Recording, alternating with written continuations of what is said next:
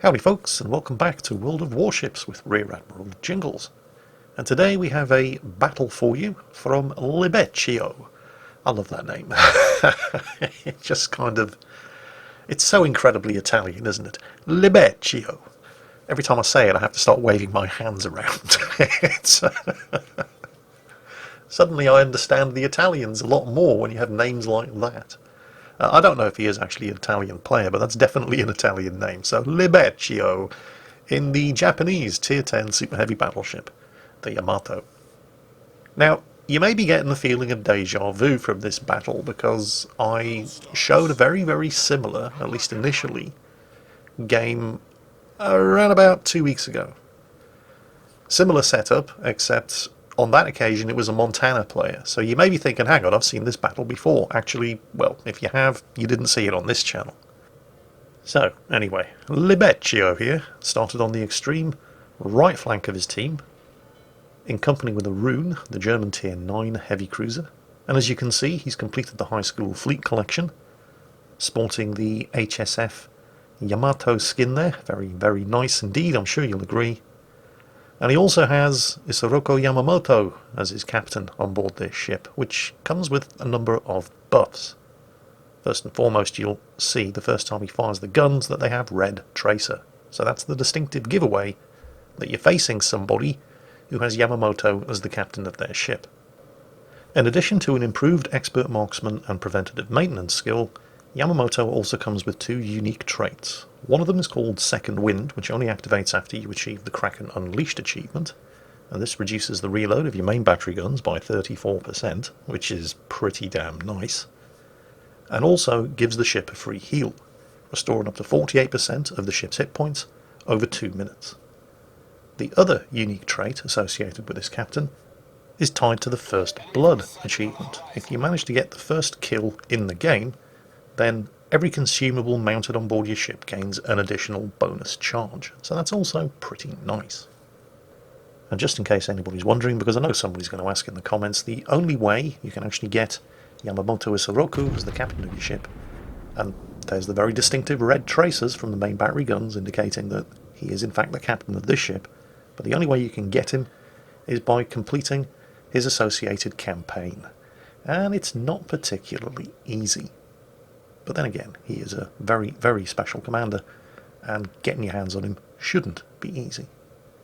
Now then, Libeccio here has been joined by a pair of Zhaos, and we're about to see something very interesting. You see, the carriers in this battle have the great misfortune of only being Tier 8. Libeccio's team have a Lexington, the enemy team have a Shikaku. So that's a Gearing, which has fairly strong AA defences for a destroyer. There's a Yamato, which has fairly decent AA defences as well, and a pair of Zhaos, which by Tier 10 cruiser standards don't have great AA, but there are two of them, and they do have the defensive fire consumable. So why the hell the enemy Tier 8 carrier is choosing to launch an airstrike against this lot is anybody's guess, but it was almost entirely ineffective. What's amusing is that he's about to ask in chat just how long the defensive AA lasts on the Zhaos. The question is about to pop up any second now if you're paying attention to the chat window. But don't pay too much attention to chat or you might miss this. That's the USS Salem. It's basically a Tier 10 premium version of the USS Des Moines AA cruiser. Or it was. And the fireworks going off there are the indication that one of Yamamoto's special perks has just been activated upon achieving the First Blood award on that very, very unfortunate USS Salem. Libeccio now has an additional charge to all of his mounted consumables. That's now 6 heals. Don't forget, if you can get the Kraken Unleashed award as well, that's also going to trigger the Second Wind. And as well as reducing the main battery reload by 34%, that also gives him yet another heal. But hang on a second, let's not get too carried away. It looks like the enemy carrier is coming back for another go. And at this point, the two Zhaos are far enough away that this might actually work. Libeccio is shooting a couple of those torpedo bombers down, but most of them are getting through, and it doesn't look like the drop was scattered, so there was no defensive fire up. And that is a lot of torpedo hits. Could have been a lot worse. They were only tier 8 torpedo bombers, and the Yamato does have fairly good, in fact it has very good torpedo damage reduction. But there are more torpedoes coming in from up ahead, and these are not plane dropped. So there's something on with torpedoes just up ahead that took a shot at him. And that's when the Neptune pops up. Now I'm not entirely sure that that first spread of torpedoes were from the Neptune, because his torpedoes only have a 10-kilometer range, but this second spread might have been, and he does take one hit. No flooding though. I think that Neptune's left it just a little bit too late to make a break for cover behind that island. Shots out. Torpedoes still going. I don't think those were Neptune torpedoes, and yeah, that is a fairly significant paddling that the Neptune just received. Not entirely from Libeccio, of course, but hang on a second, the carrier's coming back for more, this time with dive bombers. You got to give that guy 10 out of 10 for persistence. But it looks like the Neptune is in fact dead. So this is a good start, despite the fact that Libeccio is down a heel, although he's got plenty to spare because the first blood achievement gave him an additional charge. But he's burning, and he can't do anything about it with his damage control on cooldown, but it is only one fire, and you can repair back 100% of all the fire damage. And now that the fire's burnt out, he's at just over 50% of his health. So there were two sets of torpedoes fired at him from there. One of them might have been from the Neptune, but the first set of torpedoes definitely wasn't. Now, the enemy Grozavoy has been spotted all the way up to the north, so that must mean the Z-52 is around here somewhere. And the gearing's pushing into the cap. And it's not contested, so the Z-52 is near, but he's not inside the cap circle. Then again, there is a very, very suspicious looking smoke screen down there to the south, which is providing intermittent concealment for the Richelieu. And then suddenly we have a little bit of a plot twist. What the hell is the carrier doing there? Alright. Well, he was momentarily rendered invisible by the gearing's smoke screen. Not that that did him any good. That's probably a good 30,000 damage inflicted on the Shikaku, who is actually closer to the action than most of his battleships and cruisers. Oh well, what are you going to do? They do actually have a very strong force pushing south now. There's an Iowa, there's the carrier again. Once again he's rendered invisible by the gearing smokescreen. But once again it doesn't do him any good. That's another Citadel, although sadly not enough for a kill. But there are a lot of very big angry ships pushing south now, not just Libeccio and the Yamato. There's also a Grosse Kurfürst, the Republique, and Iowa. Those two Zhaos are pushing forward. The Richelieu has been sunk. There doesn't appear to be a whole bunch of effective resistance on this side of the map, and the gearing has taken the cap. There was a brief hint as to the location of the enemy Z-52, however. A couple of torpedoes were spotted momentarily over to the right-hand side of the screen, so the Z-52 is down there somewhere in the southwestern end of the map. At the moment, posing more of a threat to the Zhao who's down there to the south. The enemy carrier, meanwhile, possibly a little pissed off because he's very nearly dead. He's coming back for more with the dive bombers again. You have to give this guy full marks for persistence. A single fire? Yeah, who cares? Single fire isn't going to kill you unless you're on particularly low health and you can't do anything about it. It's definitely costing the enemy carrier player though. He's running out of aircraft rapidly and not all of the squadrons are at full strength anymore. For now, it's shots out against the enemy Conqueror. And there is finally some anti-air assistance arriving from the friendly Lexington, and it's a little late, but what the hell, we'll take it. Now about that Z-52. Just because we saw his torpedoes all the way down to the southwest doesn't mean that's where he still is. And while it's entirely possible that those could have been Grozavoy torpedoes, but he was last spotted all the way up to the north, it's much more likely that it is in fact that guy. Yeah, that's a problem. Could be worse. Yeah, we took some torpedoes, but they didn't cause any flooding, and there's still only the one fire. The Z-52 has popped his smoke, and then appears to think better of it.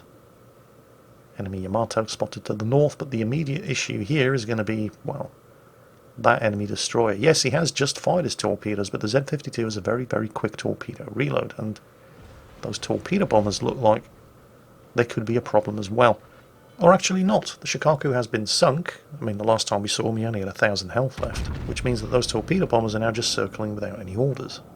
Took a shot at the broadside Conqueror there, which was a much, much juicier target than the Z-52, and that was kind of disappointing, although he did knock out one of the Conqueror's gun turrets. Yamato to the north, not actually focusing on him, instead appears to be trying to delete the rune up to the north. There's the Z-52, reversing from broadside into cover. Can he really have reloaded his torpedoes again? You bet your ass he can. That is how quickly a Z-52 reloads its torpedoes. Libeccio was on fire, also took a torpedo hit, pops the damage control. Fire out, no flooding. He's now on such perilously low health. Can they finish off that Conqueror before he starts printing himself a new ship?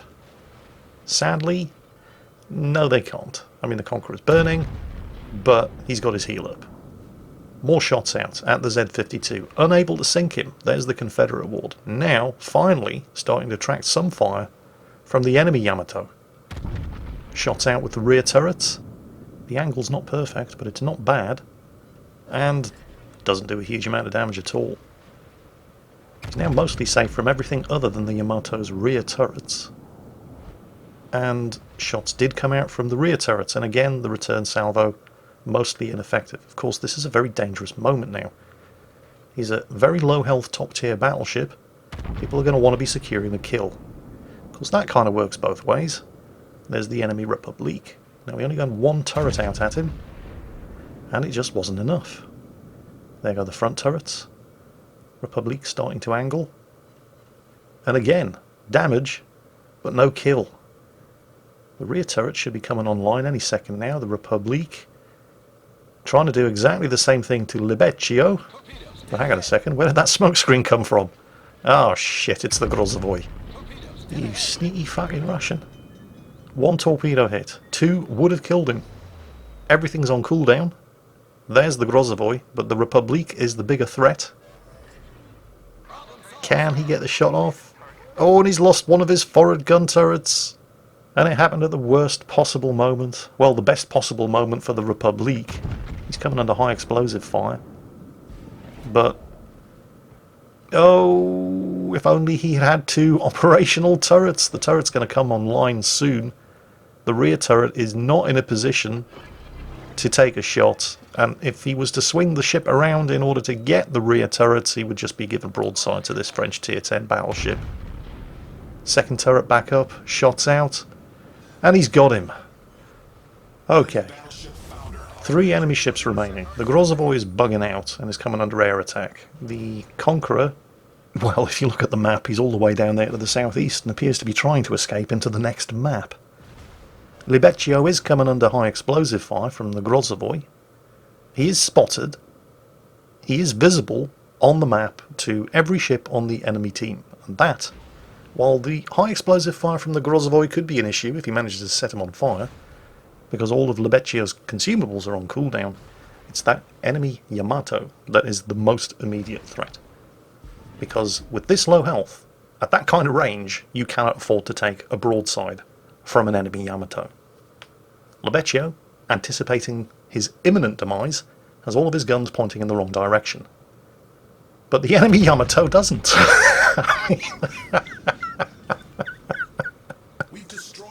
That was paddling. Why would you do that?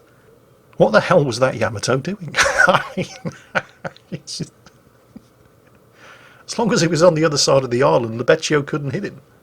What was he so scared of that he reversed out broadside on in front of a Yamato at 5 kilometers? I mean, well, there's a Republique and a Grosser Kurfürst down to the south, but he was bow tanking them and he had plenty of health, so I can't even begin to explain that one. I'm sure Libeccio isn't complaining, of course. This match is all but over. There was never really any doubt that Libeccio's team weren't going to win this one. It was just a question of whether or not Libeccio was going to survive. The Conqueror is down. I guess his plan to dig a tunnel into the next map didn't work out well for him. And it's just a question of whether or not anybody can sink that Grozovoy before the team reaches 1,000 points. And this match is over. So, thanks at least in part to some severely bizarre decision making on behalf of some of the enemy ships, that's a 265,000 damage 809,000 credits and 3,500 base experience match for Libeccio. Come on, say it with me. Libeccio. Wave your hands in the air while you're doing it. It's almost like we're in Milan. I'm sorry, I love that name, I really do. Libeccio in the Japanese Tier 10 Super Heavy battleship, the Yamato. Thanks for sending that one in, Libeccio, and I'm glad to be able to share it with my audience. I hope you all enjoyed it, and as always, take care, and I'll catch you next time.